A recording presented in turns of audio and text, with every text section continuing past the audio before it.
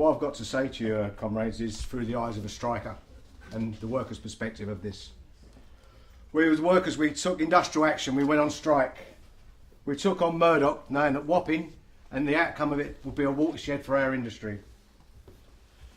If Murdoch was to win, it would give him the freedom of the press as he wanted it, and the capacity to print what he wanted, and not all the contract printing. In fact, all of the titles maybe is under contract. That was the desire of that. We took on the full force of the state, the Thatcher government, the repressive anti-trade union laws still shamefully in place despite 4 terms of Labour government. We took on the police who brutalised us to give us safe passage to Murdoch's scab distribution, TNT, the connivance of Hammond and his scab electricians trained by News International, driven into Wapping, land on their stomachs in caged buses. We organised the pickets, the picketing of Wapping, Grazing Road, Bouverie Street. Our comrades in Manchester picketed. Our comrades in Glasgow picketed Kinning Park. And sometimes there were pickets of the flying kind. You'll know what I mean. The TNT depots. The pickets to Scarborough to picket the ETU conference, cordoned off by North Yorkshire police, who weren't much different from the ones in the Met. Who'd have thought that? Unfortunately, we had to demo at the TUC to gain more support, hiding behind their constitution, refusing to recognise that electricians were breaking all the rules. And unfortunately, at times, we had to picket our own leadership and our own executive to demand more support, as we felt we deserved. But as workers, as strikers, we put that printing empire under siege for a year. We picketed the fortress. We were effective. We stopped lorries in the highway from Butcher Road down to Glamis Lane. We stopped them. They did not move of an evening. They rolled out late. We done everything we effectively could, but we beat them back by the police. We had daytime pickets of the fortress, manning the gates, stopping the operation. Everything that we could physically do, we done. And this was all organised by lay members, by FOCs, MOCs, with the help of the regional secretaries in the London region at the time. We faced those daytime pickets and the night time in a full force with the police forces, the baton charges, and we organised those from our meetings. Inspiration from pickets and the boycott campaigns and the support of the Morning Star and the Wapping Post and the picket were a lifeline to our cause. In the fight against Murdoch News International, the camaraderie that existed between printers, lady cleaners, proofreaders, comps, refusenic journalists, Fleet Street branch engineers, London Press branch at ETU, clerical workers, was second to none. Warehousemen, distribution, we was all in it. We was all standing side by side, galvanising solidarity.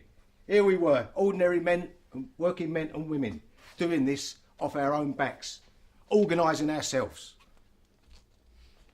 We organised trade councils, bus garages, postal workers, you name it. Everywhere we went, there was solidarity. People were supporting us. Trades councils, CLPs, firefighters, addressing mass meetings, rallies. Everyone was working. People speaking for the first time in their lives. They was going out and doing it. It was effective. It was getting our message across, and we did it.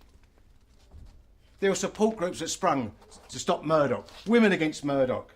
There was local residents reclaiming their streets against a police state that had been enforced by the Thatcher government.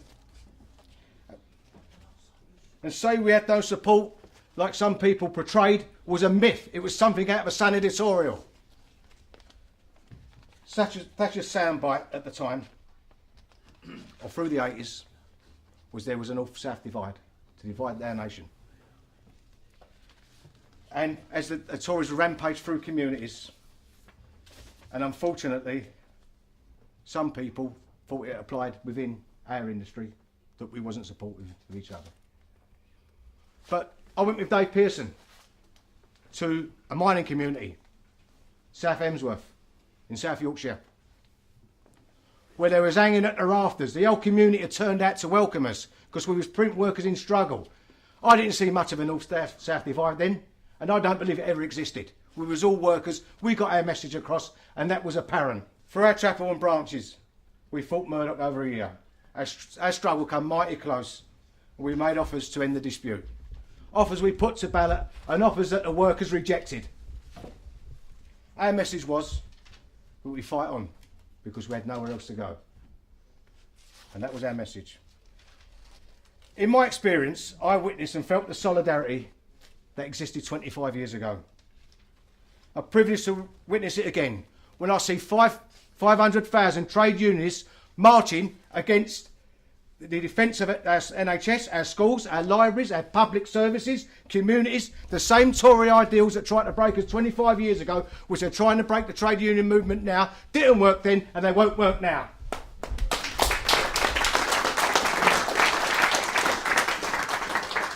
I'm sure that this exhibition will be an inspiration to all in the struggle and for future generations who carry the torch forward and recognise the courage and determination that saw us through. The courage and determination supported by our chapels in Fleet Street and in the trade that gives us the sustenance to go through that difficult period, and the tribute to the strikers and their families, the pickets and the supporters. This is our story. This is the story of the workers. Thank you.